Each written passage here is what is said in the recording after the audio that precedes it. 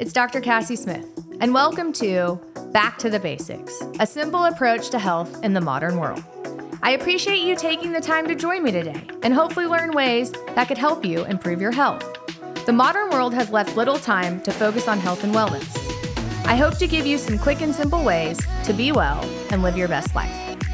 Hi guys, welcome back to this next episode of Back to the Basics. I'm super excited about our guest today. I want to take this time really quick to thank you for joining me. If you've liked the journey we've went on so far, I have amazing guests lined up to continue this journey. But today I have a holistic gynecologist, which I did not know existed. So I'm super excited about that. And we are going to talk about a ton of fun stuff, PCOS, infertility issues, and all sorts of stuff. So Dr. Priya Patel is a dual board certified by the American Board of Obstetrics and Gynecology and the American Board of Anti-Aging and Regenerative Medicine. This dual board certification gives her a unique perspective and was the thought process behind FeminologyMD. She wants to create a center for women that resets the standard of what healthcare should be. Her goal is to take a deeper look into your biological makeup and treat you as a whole person, not just a symptom, so she can help you feel like you again. At FeminologyMD, she takes an integrative approach and combines the best traditional, holistic, and functional medicine treatments to optimize results and empower women to be their best selves. They build an atmosphere where women can trust the provider, share all their concerns, and access all available and effective treatment options for optimal health. The goal is to break free of the traditional disease-based model where a physician fits you into a 15-minute time slot to review your symptoms, gives you a diagnosis, and then sends you on your way with medicine. They go beyond that. They listen to your experiences, your medical history, and your concerns. They seek to understand and evaluate the bigger picture of your health and manage any disease or condition with treatment of the root cause. Her goal is to help women slow the negative effects we feel as our bodies and chemical makeup change over time. So this is very similar to what I do. I'm sure you guys know. So I'm super excited to welcome Dr. Patel to the Back to the Basics podcast. Thank you guys for having me. I'm excited to be here. Yeah. So I guess I just want to kind of start with, I sort of talked about you. How did this concept come up? And yeah, just kind of tell me how it came up and how long you've been doing it. I think you're newer at it because I've been kind of following you on social media, but so let's just start with that.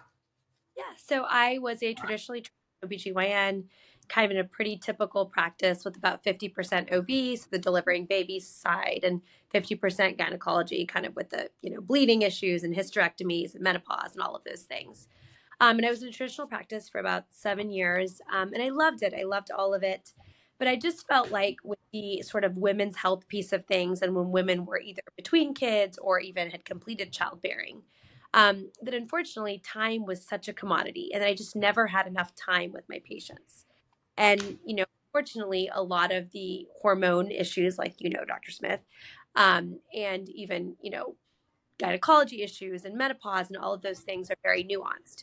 And to try to fit all of that into a 10 or 15-minute visit is almost impossible. And so a lot of times, I felt like I was trying to address people's issues, but not doing a great job. And oftentimes I was sort of stuck throwing quick fixes at it and being like, oh, try this medicine or try this, because I just didn't have an hour to sort of dive into all of the different ways to address the issues. So I just, got a little, not frustrated, but I just felt like there has to be a better way to do this. And so that's when I sort of felt like, I had to make the decision to give up OB, which was bittersweet, because I do love delivering babies.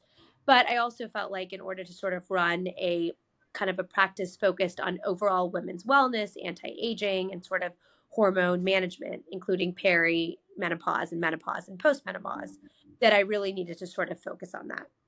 And so once I made that decision, I went back and did additional functional medicine training to be able to really look at things a little bit more holistically than maybe I, was what I had with my traditional training. And that sort of, I think, filled in the gaps for me and gave me sort of kind of a broader base of knowledge to sort of provide more overall kind of holistic care, and just to, more comprehensive and take more of an integrative approach to women's health in general. Okay. So I love that. That's kind of like my story too. I was in the insurance push drugs practice for several years, and you just don't have enough time to make people feel better. And so, yes, that's kind of where I'm at. And we do a lot of the same things, because you do look at hormones and you look at wellness and you look at anti-aging. So if you guys are looking for somebody to help you with that in Dallas, she's your person. So I have a ton of questions for you.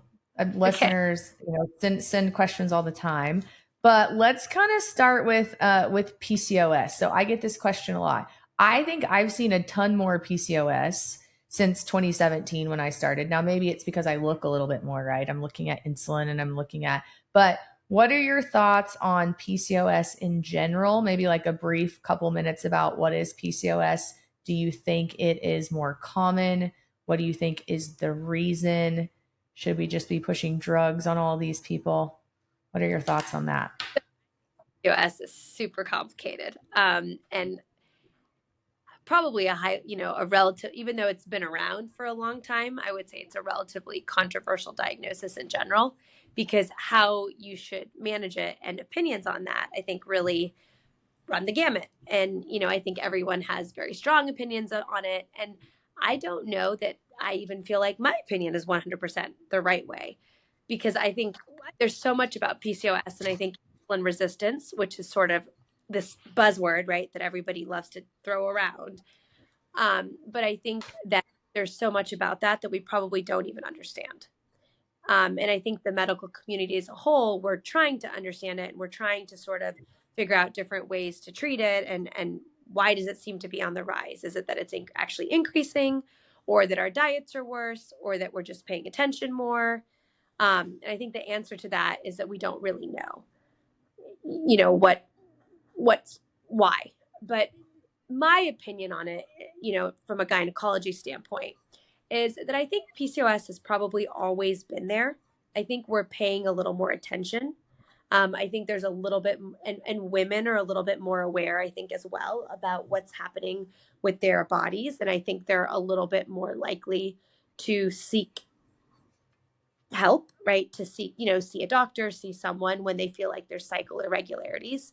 Whereas I think in the past, that was something that, unless there was a glaring major issue, I think women just kind of tended to deal with it, right? And unless there was a big problem, it just was what it was. But I think, we're also seeing infertility is kind of on the rise. And whether it's that infertility rates are truly increasing, or that we're just more aware of them, people are actually seeking help, it's hard to say, because those are studies that are really difficult to do, because you can't really go back in time and figure out what was happening before when people weren't really seeking help. But in general, I think a part of that in relation to PCOS is, I think you have to really look at diet and lifestyle. I think in general, if we think about diet and what's in our foods, right, and what organic means these days, or just kind of what food is made of in, our country, unfortunately, I think there's a lot more preservatives, and food is a lot more processed. And so I think that has to have some impact on kind of our overall gut health and overall hormone metabolism and all of those things. So I think, do I think PCOS is increasing? Probably. But I think that probably stems from diet and lifestyle more than anything. And do you think, so the traditional, what I'm taught in endocrinology is that you treat the insulin resistance with metformin, and you tell them to lose weight and exercise, and you treat the hirsutism or the acne and the hair growth with spironolactone, and you treat the irregular menstrual cycles with birth control. So what is your thoughts on the birth control? What are your thoughts on that?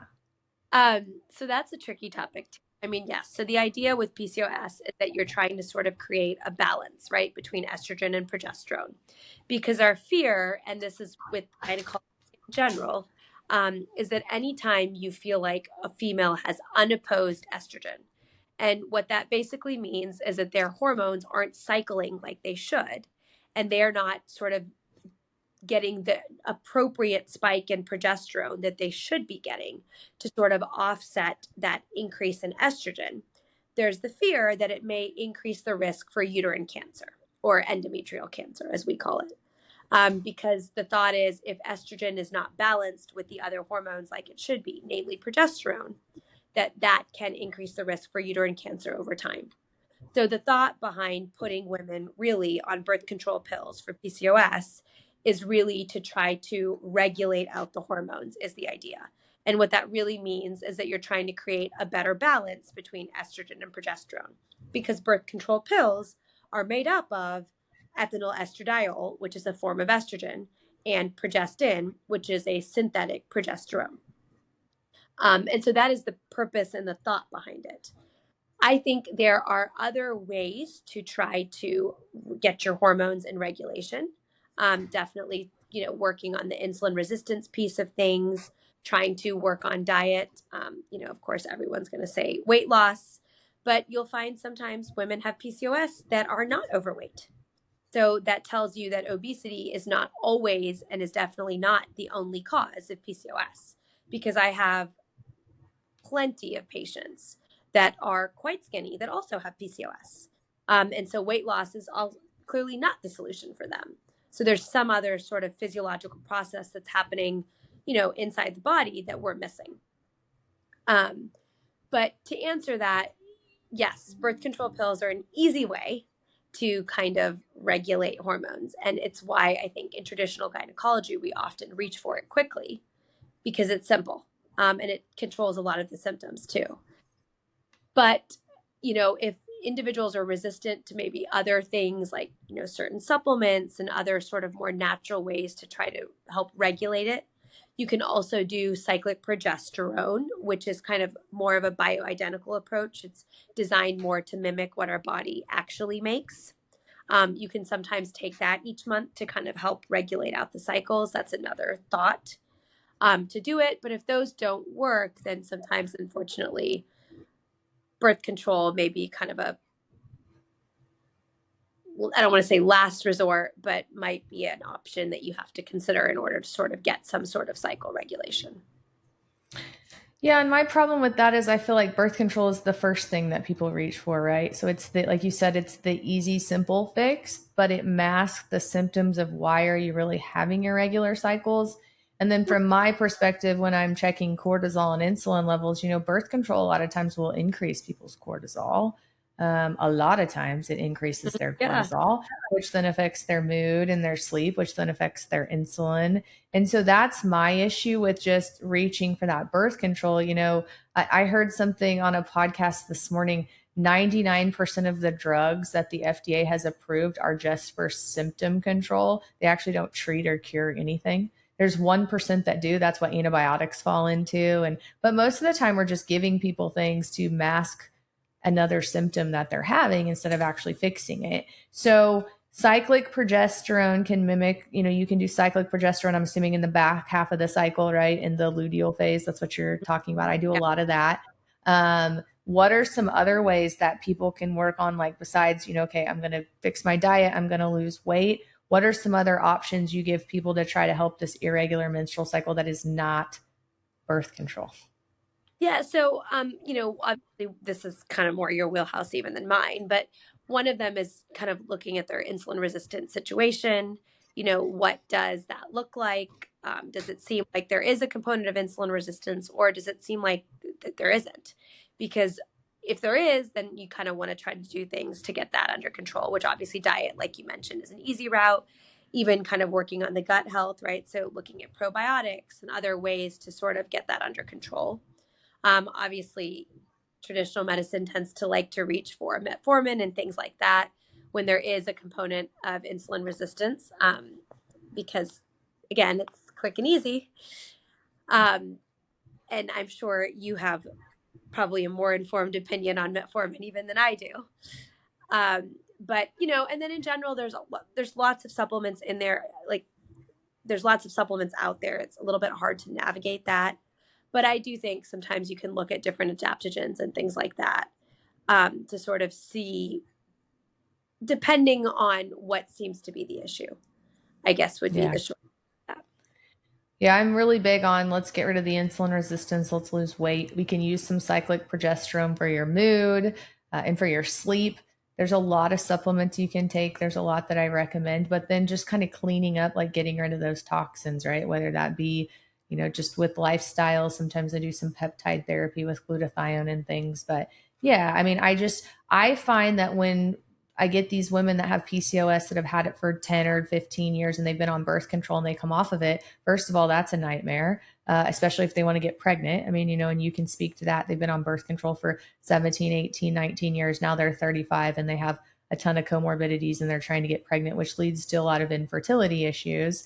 And so the PCOS thing, I think we've got to do a lot better job of educating patients and providers of maybe trying to fix the root cause instead of masking it for 15 years, because masking it for 15 years doesn't help anything. And then these poor women get to 35 and then they can't get pregnant and it's just a big mess. Yeah, So yeah, so I 100%. get a lot of questions about PCOS, and I mean, we could probably talk about that for another hour, but that leads me into like infertility, right? So I get a lot of questions about infertility, and like you pointed out, is it actually getting more common, or is it just that people are talking about it, And I tell patients, which you could probably speak to this more, it's kind of common in my understanding about a fourth of the time for a pregnancy to end in miscarriage, but those are usually very early pregnancies. So a lot of times people don't even know they have miscarriages, right? But if you're having these miscarriages later in your cycle, once you get to 6, 7, 8 weeks, and those are continuing, or you're just unable to get pregnant, I feel like that's becoming more of an issue as well, probably tied to insulin resistance and weight. But what is your kind of take on that? And I think a lot of it's thyroid related as well, because there's a lot of providers out there that don't know how to appropriately interpret thyroid function tests. But what is your kind of take on infertility, and what do you do with people when they come to you for infertility? And just kind of talk to me about that. Yeah, I mean, I think it's hard to say whether infertility is on the rise or we're just talking about it more. But I think the good thing is that we are talking about it more. And I will say, in general, I think women finally, and I'm so grateful for this, are more comfortable even talking amongst themselves, right? I think before there was, if you go back even 50 years and you read about kind of how women dealt with reproductive issues, there was a lot of shame surrounding it, right? And people were very embarrassed to talk about it. They often didn't even talk about miscarriages, right? Sometimes women didn't even talk with their spouse about it. Like they just kind of silently dealt with it because there was a sense of like shame and a sense of something's wrong with me when these things would happen. When in fact, that's really not the case at all, right? These processes are just happening. They happen to everyone. And a lot of times they're not even in your control. So I think step one is it's amazing finally that women are more comfortable talking about it, seeing a reproductive endocrinologist, talking about the fact that you're having trouble to get pregnant. All of those things are not taboo anymore, right? And it's becoming more normal, and it's becoming, I think, culturally acceptable. And women are sort of turning to each other finally to sort of seek help and counsel, which I think is great. So I think probably, it seems like it's rising because we're talking about it more. But I think the other part of that is that if you look at the average age of childbearing, right, it is steadily increased in the last 50 years. And so the average female is having children later now than 50 years ago, because now, women are more in the workforce, right? There's a higher percentage of women that are getting degrees after college, like postgraduate degrees, all of these things, which is then sort of delaying the age of childbearing. And so we all know, unfortunately, right, we all love to use the terms geriatric pregnancy or advanced maternal age, starting at the age of 35. And so if you look at the percentage of women that are having these advanced maternal age pregnancies, right, that is substantially higher than it used to be. So that in and of itself is going to increase infertility rates because women are waiting until later in life. And then I think thirdly, on top of that is that I think probably in reality, if you look at our food, even compared to the makeup of our food compared to 50 years ago, I think there is a lot more preservatives and all of that in our food, even in individuals that are eating healthy, right? I think there's just a lot more junk in the food that exists in our world. especially in the US, which probably has less regulated food standards than a lot of other countries, especially for kind of a first world country.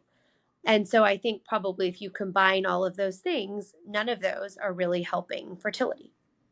Um, and and I don't know if that answers the question, but that's where I think probably we're seeing more infertility is probably a combination of all of those things. And unfortunately, obesity in this country is a lot higher also than it used to be. And we know obesity contributes to insulin resistance. And we know that it's harder for obese women to get pregnant compared to their sort of normal BMI counterparts or normal weight counterparts. Yeah, go ahead. So tell me, if you're obese, do you have a number? Like, how much more likely or how much more difficult is it for you to get pregnant if you're obese versus not at any given age? Do we have that information? I so I don't know I don't know if you have an actual statistic on it. I know that there's age matched controls and weight matched controls. So I don't know like one general number off the top of my head. I know that it depends on like your BMI category. So Okay. for instance, and it also depends on what weight you're comparing it to. But I know if you take like morbidly obese, which is a BMI of 40 or higher, I think that statistic is something like it is 3 to 4-fold times more difficult to get pregnant naturally without some sort of help. But Yeah. in that same token, I think the biggest takeaway and maybe kind of the most, to me, kind of reassuring and encouraging thing is that even if you're in the most kind of quote overweight category or whatever you want to call it, even then, if you are able to lose about 10% of your body weight, that seems to substantially increase the fertility rate. Even if someone, is 300 pounds compared to 150 pounds. Now, obviously, for a 300-pound person, losing more weight is going to be more beneficial. But we are, even in them, seeing significant and meaningful clinical improvement in their ability to get pregnant with about 10% of body weight loss. Some people even say 5%, but I think most studies are going to say 10% or more. Yeah, I agree with you 10%. And then the other thing to think about with obesity too, like what I tell my patients is, I mean, it's going to help you get pregnant, but your pregnancy is going to be so much better if you're not obese, right? You're not going to get preeclamptic. You're not, I mean, it's just, it's so important. And I have girls who come to me, want to get pregnant, and I'm like, we got some work to do first. Like, you get your insulin levels down because you don't want to you don't want to have, gestational diabetes. It's not fun. You get to prick yourself a lot. You get to take a lot of insulin. So yeah, I mean, it's yeah, the weight is a big deal, and our food is a big deal. And so we keep coming back to this. Interesting. All my podcasts keep coming back to this. A lot of it is the poor food standard in this country, like you brought up. We eat things here that other countries don't allow people to eat. And so it's frustrating. And so the infertility, you think, is a lot being traced back to weight. Is there anything else that you think could be an issue as far as food or weight that's causing infertility? Do you have any sort of pulse on like toxins? Do you believe in that? Do you think some of it could be thyroid? Like, what are your other thoughts? Thyroid for sure. But I think thyroid probably has always been an issue, right? And people have, still not known how to deal with it, right? And someone like Mhm. you knows how to manage all of it is kind of a rare entity, right? So most individuals do not kind of have that knowledge and ability to sort of manage thyroid, but I don't think that's brand new. I think what probably is new is that our thyroid is probably more out of whack because there is more inflammation, there is more insulin resistance, and that probably stems from, again, poor diet to start with, and then poor food standards, obesity. I think stress probably is not helping anybody. I think we're probably doing a lot more, today than even probably 50 years ago. And I think day to day living looks a lot different. I think everybody's lives are a lot busier. That's probably not helping anything. And then, from a fertility standpoint too, I have to wonder, this is not my area of expertise, but just in what I've read, I feel like even if you think about like carcinogens and things like that, I think perhaps it's probably a lot more prevalent because we are trying to manufacture lots of things for cheaper costs. And unfortunately, a lot of more a lot of cleaner materials are more expensive. And so it's easy for companies in general to sort of cut corners. And some of those cutting of the corners, involve the use of more toxic materials. So I don't think that's helping anybody either. Yeah, and the other thing I see a lot of is micronutrient deficiencies. So when you actually look at things that you need for, fertility, zinc, magnesium, things that, sperm need to swim, eggs need to develop. When you start looking at some of these things, a lot of people have really bad micronutrients because their gut is so inflamed. And Yes. so, that's the other thing. There's a whole list of micronutrients that I test for in these people with infertility. And a lot of times you'll find pretty shockingly low, iodine levels, even though we're eating salt, we're eating because your gut's so inflamed, you're just not absorbing it. So here's another question. How do you define when does somebody need to talk to a doctor about infertility? Because a lot of patients aren't even going to know that. They're going to be like, oh my gosh, I had one, miscarriage. So what is the true definition of when you need to start talking to somebody about infertility issues? So the traditional medical definition of infertility, like if you look it up in a textbook, if you're below the age of 35, we say someone that's sort of been trying without any form of contraception for 12 months. Now, over 35 and over, we say anybody that's been trying, that same definition, but that time period goes down to 6 months. And the only reason that, 35 and over, we cut the definition in half, right? And say now you're infertile if you haven't been able to get pregnant for 6 months is not really because the timing changes, but it's because, at 35 and over, we're more concerned about time, right? And the fear is that you're going to get egg quality decline and ovarian reserve is going to happen a lot more quickly. So truthfully, it's that we want to be more aggressive in treating those women because time starts to become more of an issue. Under 35, the thought is, oh, their time is less of a factor. And so you really want to give a woman more time on her own to see if she gets pregnant before you're going to intervene and throw all of these artificial hormones and all of these things at her. You really want to give her adequate time on her own. 35 and over, it's not that suddenly you need less time to get pregnant. In fact, truthfully, probably you need more time to get pregnant. But the fear is that you don't want to waste valuable time either, just having a woman kind of spin their wheels if there is an underlying issue. So the thought being that if they don't get pregnant by 6 months, you want to at least do a basic workup to make sure there's no significant issue that we're missing. Because the definition for infertility really implies when a female should really seek evaluation, right? And that means going to your OBGYN and saying, hey, I've been, under 35, hey, I've been trying for a year, I haven't gotten pregnant, or 35 and over, like, hey, I've been trying for 6 months, nothing has happened, right? And then usually they're just going to start with basic lab testing, right? They're going to do, basic thyroid evaluation, basic hormone analysis, like make sure the female is ovulating, right? Because we assume when we're having regular cycles that means the whole system is working. But it doesn't always mean that, right? There's a percentage of women that will have a regular cycle each month that are not ovulating the way they should be. And if you're not ovulating, that means you're not releasing an egg. And if you're not releasing an egg, you're not going to get pregnant, right? So it's really initiating that initial visit to even do some of that basic workup. And then if all of that looks good, right, and there's no super big red flags there, then a lot of times we'll do a little bit more detailed workup, right? Then you can do what's called an HSG or hysterosalpingogram. It's basically like an X-ray dye test where they inject dye up the vagina into the uterus.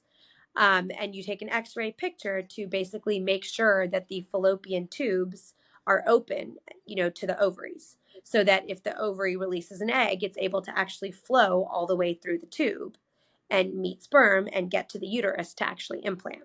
Because if tubes are blocked, again, even if all of the hormones are working, the egg and sperm can't meet to get pregnant. So they'll do that test. They'll also do a sperm analysis, right?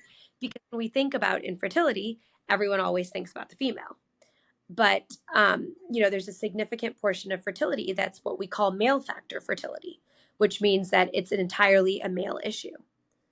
And so we don't want to ignore that either, right? So oftentimes we'll then do that as well. And then just do some of that basic workup to make sure there's nothing significantly abnormal. And then if all of that is normal, sometimes, a subsequent step could be what we call a hysteroscopy, where you actually take a camera and look inside the uterus to look at the lining, make sure everything looks okay. Sometimes we'll do a biopsy, just to make sure nothing looks abnormal. And then if all of that is normal, that's when you start to move to the next steps with kind of artificial reproductive technologies. So if somebody is wanting to do this and they go to their OBGYN and they just get very limited testing or just kind of get like shoo-shooed, what would their next step be? Find a different OBGYN? When would you go to see an actual reproductive endocrinologist? I'm assuming you want all this done prior to seeing a reproductive endocrinologist. Like what do you do?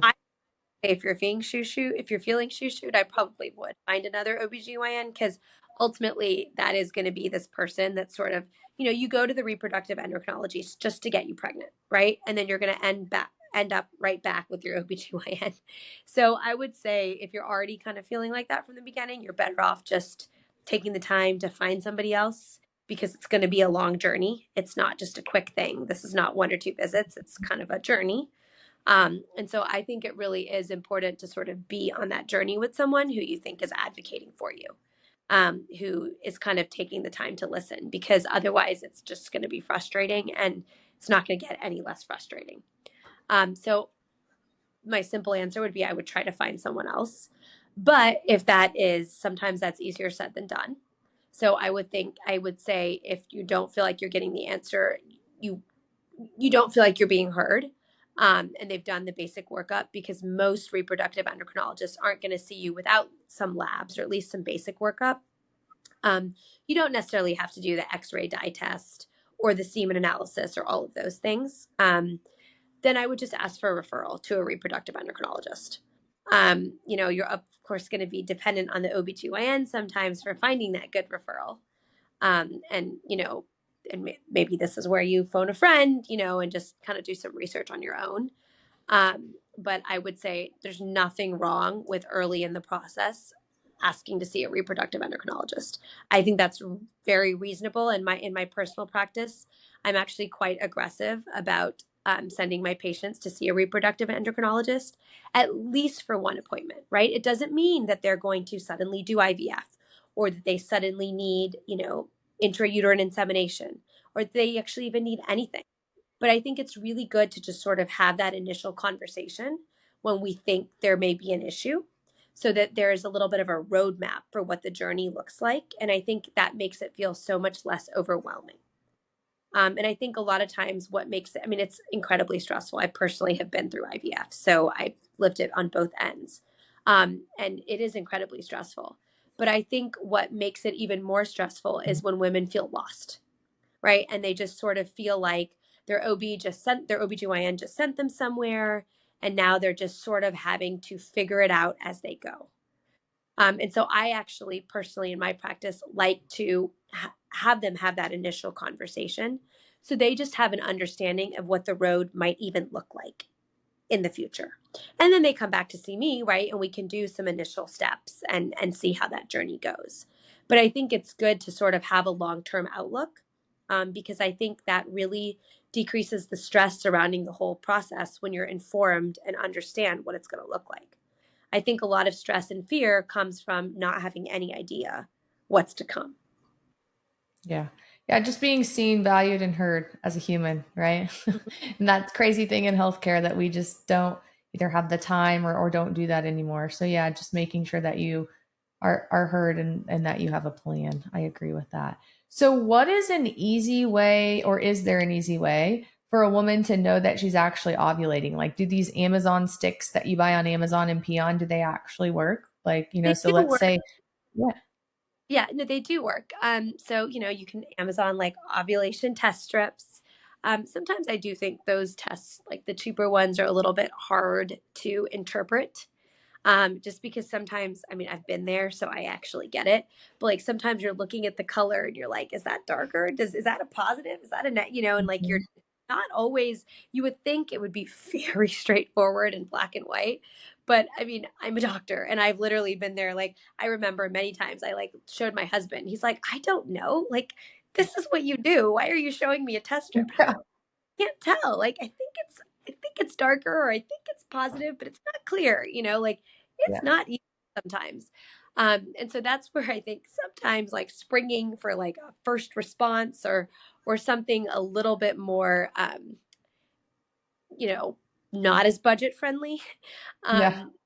can be a little bit less stress inducing because I will say those tests are a little bit clearer. Like it is clear, Right. positive correlation, negative, it's not like gradients of color where you're like sitting there analyzing it. It's a little bit clearer. So I do think sometimes there's some merit in springing for for kind of a first response or a like clear blue or kind of a ovulation test strip kit like that. And their instructions are actually pretty good in the kits, but generally speaking, let's just say you have an average 28 to 30-day cycle, right? Most women will start their mornings peeing on those sticks around, the ninth or 10th day of their cycle on average. And the first day of your cycle, which sometimes I think is confusing to women, is actually the first day you bleed. So the first day of bleeding is considered the first day of your menstrual cycle. And so a lot of times you'll start peeing on those sticks every morning around cycle day 9 or 10 if you kind of have a typical cycle length. And then that helps it will help confirm ovulation and that you're actually ovulating. The second part of that is I think it helps you to actually time intercourse, right? We'd love to think that we're having regular sex all month long, but sometimes people are traveling or that's not always possible. So it's also really important to make sure you actually hit it, right? In that like 5-6 day window, because if you're having sex at the wrong time, you're also not going to get pregnant, but it might not even mean that anything's wrong. So I think it's helpful even from that standpoint to make sure you're kind of having sex at the appropriate times, right? And most of those kits will have a couple days where it shows high fertility. And that's typically when you want to be having intercourse like every other day, right? And then it'll usually give you that like peak fertility, which means you're ovulating. And then you kind of want to have intercourse that day and the next day, ideally, for kind of ideal timing. And the reality is, what you do the rest of the month doesn't matter that much. Maybe a day this way or that way, is all never hurt anybody. But beyond that, for the rest of the month, and someone that's kind of having a pretty regular cycle, it's probably not doing much. And so I think sometimes if people are just missing the window, that's an issue too. So I do think that can be helpful, just a simple stay-at-home thing to do to actually make sure I'm timing this right. So we get the clear blue, easy, or the one that says ovulating or not. We start peeing on it day 9 or 10 after we start bleeding. We continue to do that until it says that you're ovulating. If it says you're ovulating, that's when you start trying to have intercourse. It will tell you that you're highly fertile at some point, and then it will kind of taper off. Wonder if you continue to pee on these sticks and then you bleed again and you never ovulate. So that's when if it never says that's when you have an issue. Do you repeat it again the next month to make sure? Or at that point, would you be like, I have to see my doctor? I'd probably go ahead and schedule an appointment after 1 month, to be honest. Yeah. Okay. Because, sometimes you're not going to get in the next day anyway. And then you could always repeat it the next month. There's no harm, like kind of while you're waiting to see your doctor, because I always tell people like, how many months did you not see, positive ovulation? Because it's just good information, good data points. But I would say if you kind of feel like you did it correctly 1 month and showing that you didn't ovulate, I would kind of start the process. I would agree. But no harm. I personally would do it again because I think it's just like what happened. Did you maybe just not do it right that month before, or is this consistent and persistent and there is some recurring issue? So then what about the people who say, well, my periods are very irregular and I may go 2 months without a period, or I may go 3 months without a period and I'm not on birth control? Then they would just wait till they actually bleed and then start at day 9 and just see if they're ovulating? Or what would you recommend in that circumstance? Yeah, those issues, it's a little bit trickier. I would say typically if your cycle is really erratic like that, you are probably having erratic ovulations, which means that if you just think about this logically, a woman with a regular cycle, right, is having a cycle once a month. So once a month, basically, she has a chance to get pregnant. At, right, there's a fertility window. If you are only having a cycle every 2 to 3 months, in a best case scenario, you're maybe have that same chance to get pregnant once every 2 to 3 months, assuming you're even ovulating. And the likelihood that you're ovulating when your cycles are erratic like that are much lower. And it's harder to make sure you're getting the right window, right? So if you're having a cycle every 2 or 3 months compared to a regular female, your chance is probably half or a quarter of a normal individual. So already right there, you should know in the back of your mind that it is going to be that much harder. So truthfully, if your cycles are erratic, I would probably go ahead and see an OBGYN right away, because you're going to have to be a little bit more thoughtful about how you check and how you test, because it's going to be harder to pick up. Because yeah, you can do it on cycle. You could start on cycle day 9 or 10, right, when you bleed every 2 or 3 months. But it's going to be trickier for those people because they may have a random ovulation on the 45th day of your cycle, right? Yeah. So now you're peeing on a stick for 50 days, which Yeah. I have patients that do, right? Yeah. But that can be very frustrating and emotionally stressful. And that can create its own set of issues. So in those cases, I would actually say see an OBGYN, and it's probably less stress inducing to kind of have more of a plan as opposed to just arbitrarily peeing on a stick for 60 days straight, hoping, and then getting Okay. discouraged when your cycle comes again. I think that's great advice. So I have one more thing that I want to ask you about really quickly. And this is, all the craze. So the weight loss medicine, the semaglutide, the tirzepatide, the Ozempic, the Mounjaro, does this really affect fertility in your opinion, as far as in the positive or negative? What are your, I guess, thoughts versus the literature versus what you've seen? I like to go off what I've seen in clinical practice because I take care of a lot of these women, but what are your thoughts on that? Yeah, so I'll go a little bit more off what I've seen, because I think the literature, I don't think we have enough good long-term literature to really meaningfully tell us. I think there's a lot of stuff out there, but it's all newer. And so I take it with a grain of salt. Anecdotally, I think the tricky part about these weight loss medicines is we're saying if you lose weight, that you're more likely to start ovulating again. So I have seen, women that it's not that the weight loss medicine, right, is helping increase fertility, but unfortunately, when the weight loss medicine is a means to an end, and if it is allowing them to lose weight, I am seeing ovulation return spontaneously in pretty high numbers, right, in women that are losing weight. And they are often losing that weight through a weight loss medication. But I have not seen, once they lose the weight, I have not really noted it to be more difficult to get pregnant. They seem to be getting, ovulation seems to be returning, and then they are getting pregnant. I think the tricky part of that is that, you don't want the weight loss medicine to be a crutch to diet and lifestyle modifications. Because I think in the same token, if you have poor dietary habits, you don't eat for a couple of months, right, on this weight loss medicine, and then you get off of it, then usually you're going to gain weight again.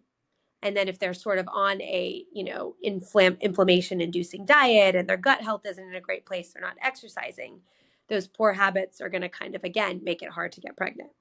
So I think, and what I've seen in my practice is if done correctly and you make the diet changes, you make the lifestyle changes, you understand how you need to eat on the medicine, right? You're not just arbitrarily getting it from some med spa with no counseling about how to live on the medication, and how to do it correctly. Because I am alarmed, honestly, and of the number of patients I see that are like, oh, I've just been kind of taking it. And I'm like, well, walk me through what you're eating on the medicine. And they're not eating, or they're just eating a little bit of random junk, right? And Or they so have no idea what dose they're taking because they just get it from their person that Mhm. shoots their Botox in their face and they give them a syringe and they just shoot it themselves. Like, I don't know and what we're it like, is. I don't know what dose it is. I don't, and you know. and I get like, well, I'm losing, and I get that, I hear it loud and clear, I understand, right? But the problem with that is I think the weight loss is great, but I think you want to lose weight in a healthy, sustainable way that one doesn't cause long-term damage, that doesn't slow your metabolism in the long run, right? Doesn't cause bone damage, and that also is sustainable and that you can actually keep that weight loss off and that you don't get into this awful yo-yoing situation where your weight fluctuates and you gain weight, you get back on medicine to lose weight, you gain weight, and that's not good for anybody's health or mental sanity. Or you're, you know, or you lose a ton of weight the wrong way and then it just comes back and then you're angry, right? Appropriately so. None of that is good for the metabolism or overall well-being or anything. So I think, when weight loss medicine is used as a means to an end appropriately with appropriate diet and lifestyle changes, and done in a way where we're eating a high protein diet and we're not losing muscle, and all of these things, which again requires counseling and understanding about how to live on the medicine, in a healthy way, then I think it can be a valuable means to an end because unfortunately, like you are losing weight and therefore ovulation and things like that is returning. Do I think it would be lovely if we could all lose weight the old fashioned way? Yes. But do I think in reality it is harder for some than others? Probably because there's a genetic tendency that direction and there's a biological makeup that direction. Yeah, I do. I do think that if you lined up 10 people, that is probably easier for some of those people to lose weight than others. I really do. I think there's something in some of us that's different than others. So I think for some people, they need something to sort of help that process along. But I do think it's important to do imperative actually, to do it the right way. Okay, so the summary I got from that was it is probably helping with fertility because you lose weight, assuming that you lose weight correctly and you are taking it in a monitored setting with a monitored provider. I like that. Yes. I like that. Say that would be my. So I'm going to have you back on because there's so many more things I want to talk about, but I have 3 questions that we have to end with. Okay. So I ask everyone these 3 questions. So what is one food that you think would be most beneficial for people to eat every day and why? So if you just had to pick one food and you don't have to overthink it, what is your one go-to that you eat every day because you feel like it gives you benefits? And what are those? Flax seeds. Okay. Why? Like that quickly, but I think there's a lot of, hormone metabolism benefits. It's great for cholesterol. It's high in omega fatty acids, kind of good for digestion and the gut in general. Yeah. Okay. That's I like it. And then what is one easy health tip anyone can do? So something, this is back to the basics. I'm trying to give people really easy things they can do. So what would be your one health tip that's easy, maybe even free, that anyone could do that would help their overall health? This is not free, but I would say I think people should get on a good probiotic. I really think that it makes a difference from a gut health standpoint, from a digestion standpoint. I think when your gut I think we underestimate the value of our gut and GI tract. And I think when that is working well and flowing smoothly and things are working, I think the whole body works better. And so I think that is a place where it's worthwhile to invest a little money to get a good probiotic. I would agree. I think your gut is a representation of your overall health. So if you have a lot of thyroid issues, you're insulin resistant, you have high blood pressure, you're overweight, the first thing I'm asking you is, what are you eating? Because I completely agree with you. Our gut is the only way that we insult our body at least 3 times a day, right? With either good things or bad things. So you get a choice every time you eat, whether you're nourishing your body or whether you're insulting your body. And some people eat more than 3 times a day. And so I would completely agree with that. And the last question I have is, what is one thing you wish you would have known 10 years ago about your health that you would have maybe changed? Oh, that's hard. About my own personal health or just in general? Yeah, about health. Yeah, because I feel like, as doctors or just people in general, we learn so much. Like I learn so much every year. And so sometimes I learn stuff and I'm like, man, I wish I would have known that 10 years ago. Is there something that you've learned that you wish you would have been able to implement 10 years ago or done something differently? I think the importance of diet. Like I've never been a terrible eater, but I think through medical school, residency, and just stressful periods of life, definitely I ate lots of junk because it was easy and accessible. And I don't think I understood, I never really had like a metabolism or weight issue, so I didn't think there was a problem. But I think I better understand now that really your output is a reflection of your input. And your input really is the only thing we're regularly putting into our body is truly what we're eating. All of these supplements, all of these things are great. But if we actually had a perfectly balanced diet, we would probably need none of those things or very little of those things. And so I think truly just understanding that what I put in, it's not just about how I look, it's just really understanding that that affects your chemical makeup and that it's going to have lasting effects, not just today, not just tomorrow, but that it really does sort of affect the whole aging process. So understanding, I think, the value of a good diet. Intentional eating is what I like Yeah. to call it after a podcast I recently did. What is the intention of this food? Is it, to make me feel better? Is it because I had a bad day? Is it, but yes, intentional eating. Okay. Well, thank you very much for being on Back to the Basics. I've really appreciated having you. If you guys like this episode, make sure that you like it, subscribe, share it. Go check out Dr. Patel. All her stuff is going to be linked in the show notes, so you can find her website. You can find her on social media. I follow her. She has great stuff. And thank you for joining us. The information presented, including any materials discussed, referenced, or linked within this podcast, are for general educational purposes only, not the practice of medicine. No doctor-patient relationship is formed from you listening to this podcast or utilizing any of the information provided. I am a doctor, but I am not talking to you as your doctor. The information provided is not intended to diagnose or treat health problems, or take the place of the professional medical care provided by your doctor. If you are experiencing any health problems, including problems you believe have been touched upon in any respect within this podcast, you should consult your doctor about the problems without delay. You may ask your doctor whether he or she believes the information I have provided would be helpful to you, but you should still consult your doctor immediately and follow his or her medical advice as your treating physician. I'm just here to provide you basic knowledge about the issues we discuss so you are more aware of them and can better discuss them with your doctor. That's why we call it Back to the Basics. Join me on the next episode as we continue our journey.